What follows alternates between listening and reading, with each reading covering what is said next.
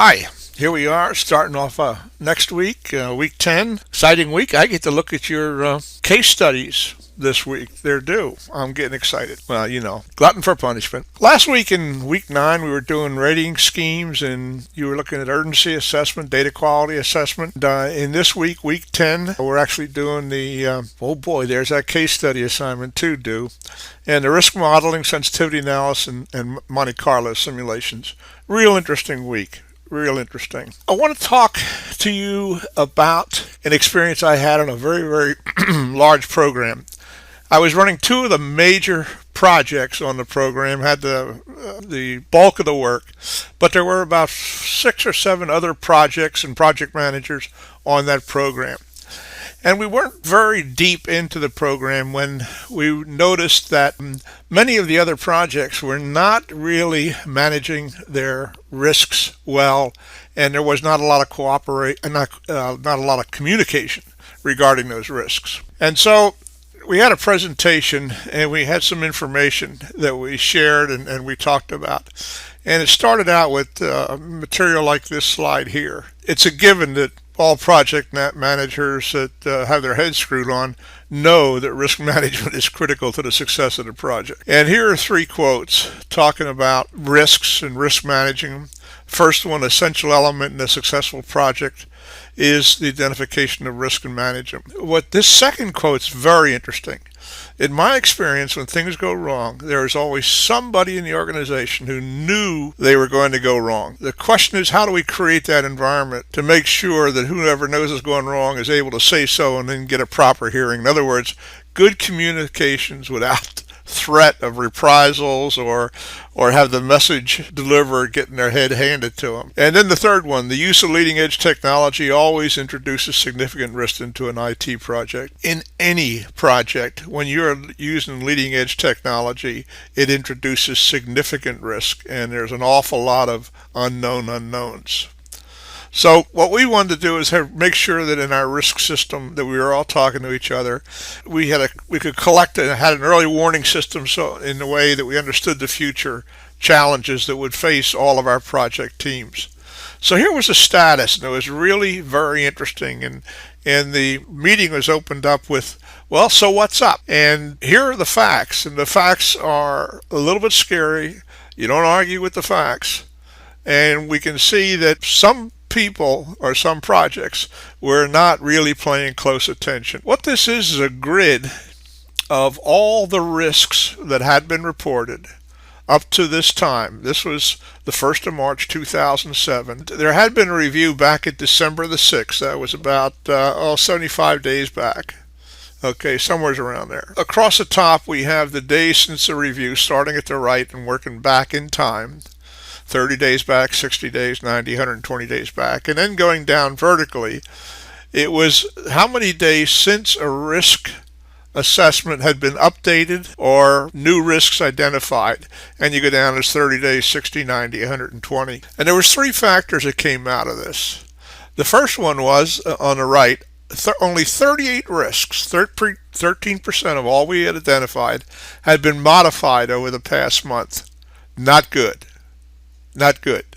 That means that there's another 87% of the risks that haven't been touched for one way or another. The second fact was only 16 new risks, 5% of the total, have been added in the past month. And we all knew with the size of the projects and the size of the program that there would be a heck of a lot more than 16 new risks being recognized in any one month. And then finally, the third fact, 134 risks, 46% of the total had not been updated for over 2 months. So there was almost half of our total assessed risks that hadn't been updated or touched on in over 2 months, 60 days. That's a tremendously long period of time in a project. And that bothered all of us. I will tell you that 2 projects I had, which were really the bulk of the whole program, were not in that category. I believe in good, timely risk management. That's the only thing that keeps me sleeping at night. So it was offered that let's put some form of plan in place to just try and catch this up. And there was 3 basic steps.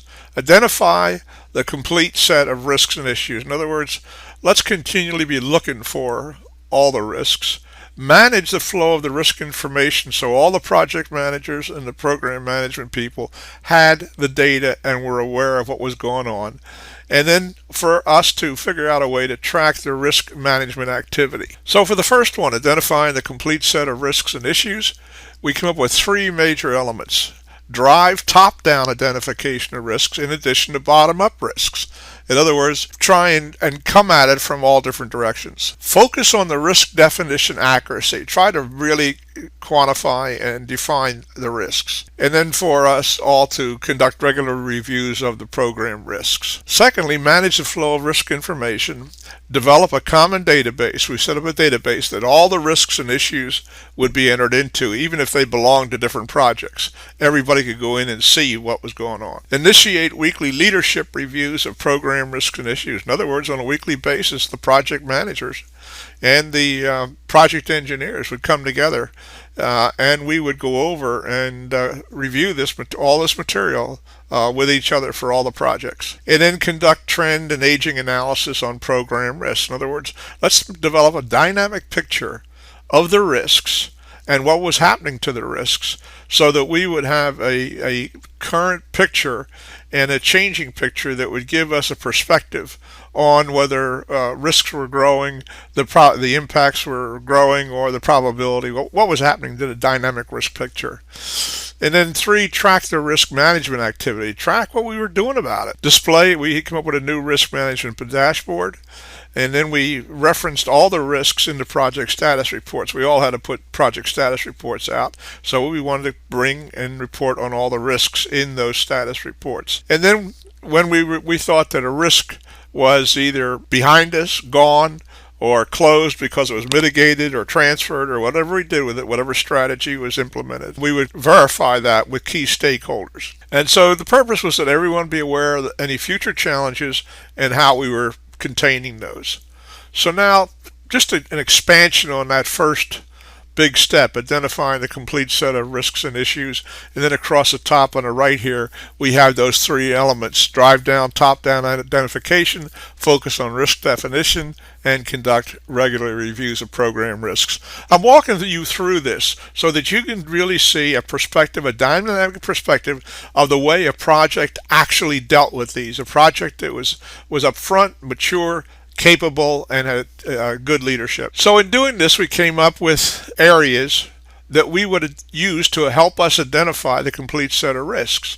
In other words, we would look at our requirements documentation, and then we'd come up with some questions, not an exclusive list of questions, but a sample or the types of questions we need to be looking at. And there are many more questions. For requirements, are all stakeholders involved? Are requirements animated or exercised in support of validation? In other words, are we going to understand, are we going to be able to meet compliance? Have they been analyzed rigorously? Are non-functional properties, usability, performance defined? Okay. In architecture, how are we doing modeling or analyzing key properties? Can we map or decompose any part of the software architecture? Okay, more questions like that. Detailed design and implementation, verification, reuse, traceability. It goes on. Configuration management. What's our configuration management plan, and how well does it work? Change management, the tools we're using and standards. So these are the kind of questions that we came up to stimulate our minds, to stimulate our thinking, stimulate our capability of really identifying the complete set of risks and issues, and meeting these three requirements: drive top-down identification, focus on risk definition accuracy, and conduct regular reviews of our program risks. And then number two, manage the flow of risk information. And here you can see the three elements that were under that, 1, 2, and 3. Develop a common database for risks and issues. We're going to use a Project SharePoint database as a program database and have all our risks in there. We were going to initiate weekly leadership reviews and program risk. We talked about that. And so we developed a risk management dashboard that we would use also in that weekly leadership reviews, and we would have a risk management forum where we would sit around and support each other and try to stimulate each other to think and identify more risks. And then we had a project balance scorecard on these risks and on what was going on, and we called that our scorecard. Additionally, we had in the top center our weekly project status reporting, and we included in there the elements of status or risks. And from that, we developed an enterprise or a program-wide risk management table, which identified all the risks, and we could see the current actions, and you could see the different colors in there, which would be like all previous would be in black, but anything entered in the last week or so would go in green. And then we had stop lights on there to identify how well we felt each risk was managed or under control. So this was to manage the flow of the risk information. And then we went on to track the risk management activity, our third element. And across the top was our three keystones in there: display the risk management dashboard, reference all risks in project status reports, and verify risk closure with all key stakeholders. And we came up with a new risk management dashboard, presenting them in a different style, so we get very good visual analysis, spatial analysis of the data, which would indicate very quickly how we were doing. And here you can see, just looking at that program risk profile, by the size and color of the circle and the number beside it, we would know how many risks were in a different category, or where we were, or what was standing. And then we had at the lower left hand, we had the risk financial impact, and then next to it, the risk schedule impact, tracking them both. Okay? And then in the middle, the top sheet was our project status reports. We had a format for it. And then underneath that, as a part of that, we developed a reporting tool to reference all our risks and incorporate our risks into project status reports. And then as far as verifying risk closure with stakeholders, we would actually have risk closure at leadership meetings to ensure there was a formal point of closing risks, and they'd be managed and closed at the project by the project level review. So this was a technique, this was a way we developed our own tool to deal with the issue that worked in the environment and culture of that large project. And it worked very well, and it was a very effective way of doing that. And I wanted to share that with you because I want you to understand that there's more to risk management than just identifying them. There's got to be coordination, communication, and how you display this information, what you do about it, and things of that nature. So that brings us to the end of the instructor's presentation this week.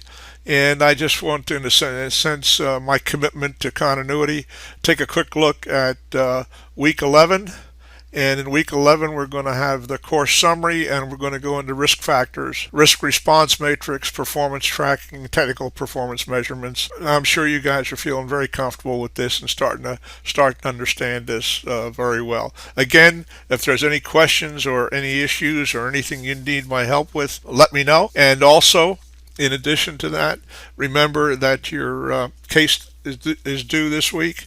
And if there's any questions on that, or you got any problems, or you need a little extra time, send me an email, let me know.